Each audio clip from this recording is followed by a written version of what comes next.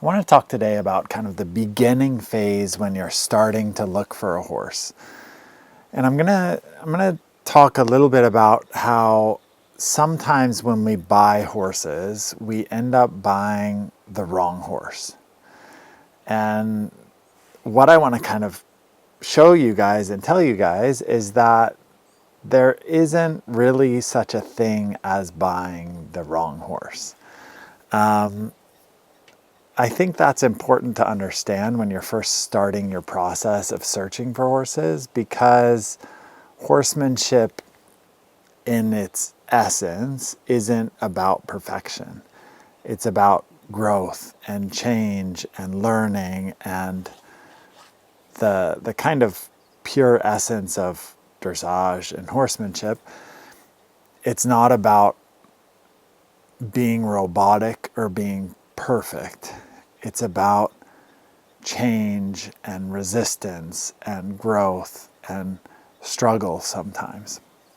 And I think that's important to think about if you're just starting your search looking for your new horse.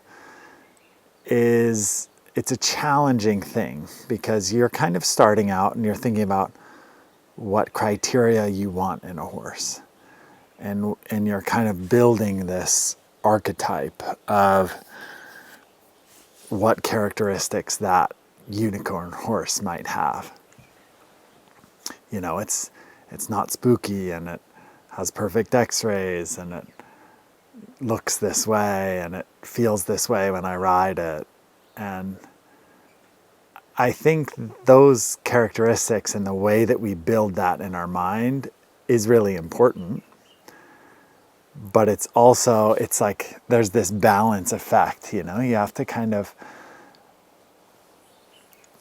look and build that kind of ISO criteria so that you can try to find a horse that fits you. But I also think you have to balance that with the understanding that it's not a perfect science.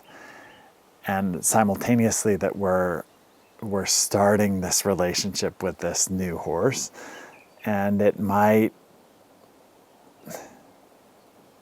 have problems. It might be a struggle. We might buy the wrong horse.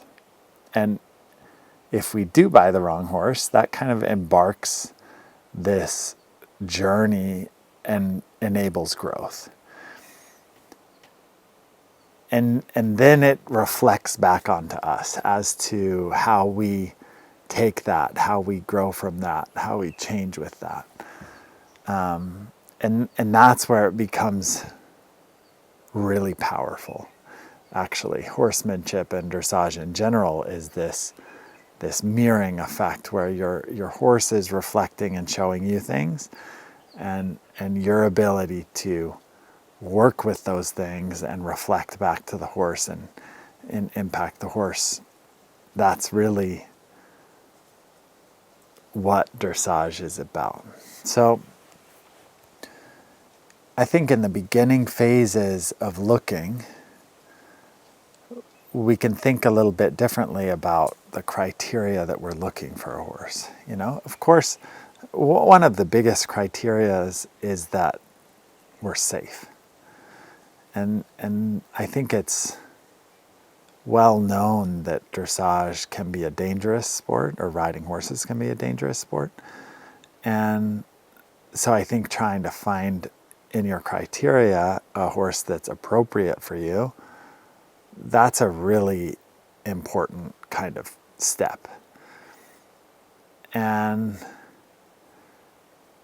it's tricky too. Like you need expertise sometimes, especially if you're buying a young horse, or sometimes problems arise, that then you can support that horse with education to kind of fill up the bucket, make sure that you have enough experience and enough support that you're good and you're safe.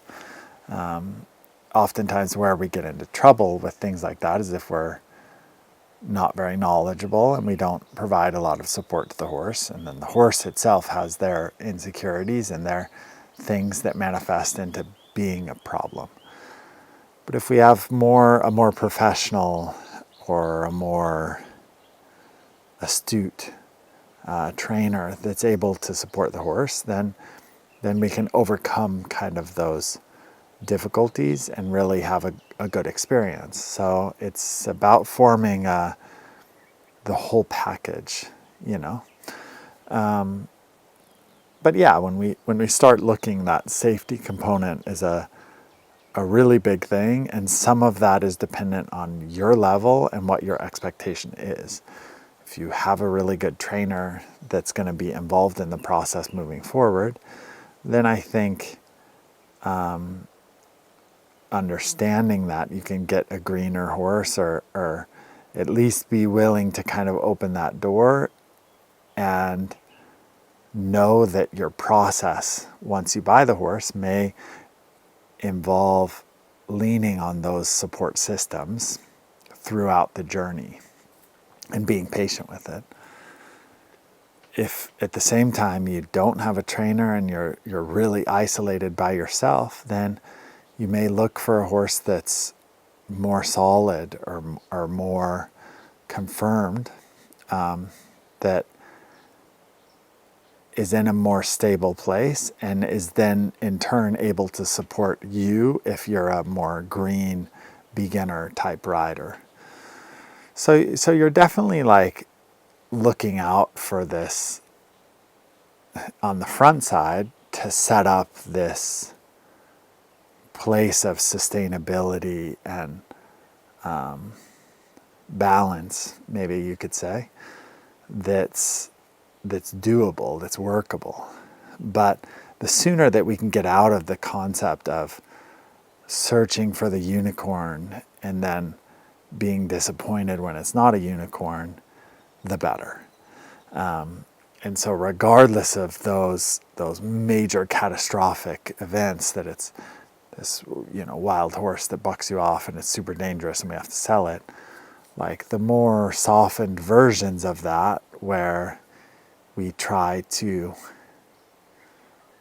have problems and understand that regardless of buying horses, we're going to buy horses that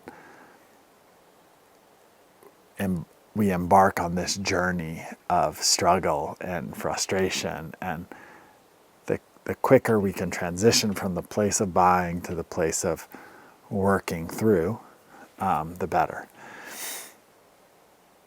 Yeah, I would like to talk a little bit more about this process of searching for horses, looking for horses, and how we think about,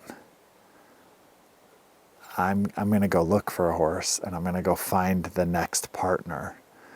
I think that's really fascinating, and it's a really unique kind of journey and process. And one, I'll kind of leave you with this. One thing that's really hard about it is that we don't get a lot of experience doing it. So, you know, I have a lot of experience because I've bought and sold horses, and that's part of what I do. I for a living, I buy and sell. So I end up doing a lot of transactions like that, and I get to know a lot of different horses, and I get a lot of experience doing that. For the average person, we might buy 2 or 3 horses in our entire lifetime, or maybe 1 horse. And that means that you don't get a lot of repetitions at it. And my advice to that would be, it's kind of unique. It's not actually, like, I think the common advice to that is just follow your trainer, follow your advisors. And although I think that's good advice, I think even better advice is to follow like a deep intuition within yourself, and allow some trust to say, like, allow yourself to listen to the voice inside you that says, this is the one, this is the horse that I should buy. And if you're able to listen to that voice inside of you, yes, you may make mistakes, you may buy the wrong horse, but you are at least moving in the journey with some level of integrity to yourself. And if you can do that journey and maintain a commitment to the horse, to do what's best for the horse, then you will follow a genuine path where you can learn about horsemanship and about dressage. And if we know that, if we have that comfort and that security on the front side when we're buying horses, it's super scary to embark on this journey and buy a horse. But if we have somebody tell us like this, if I tell you, trust yourself, trust those instincts, and follow your own intuition to buy what your gut, kind of what your feeling tells you to buy, I think, and understand that throw perfection out the window. This is about growth, and this is about partnership. I think that's really cool in what we're doing, and it's comforting to know that this is what it's about. Anyway, I'll kind of leave you with that. If you like these kind of videos talking about the horsemanship and also looking for horses, buying horses, don't forget to subscribe to the channel and leave some comments down below if you have more questions or thoughts about specific things. And we'll see you guys in the next video.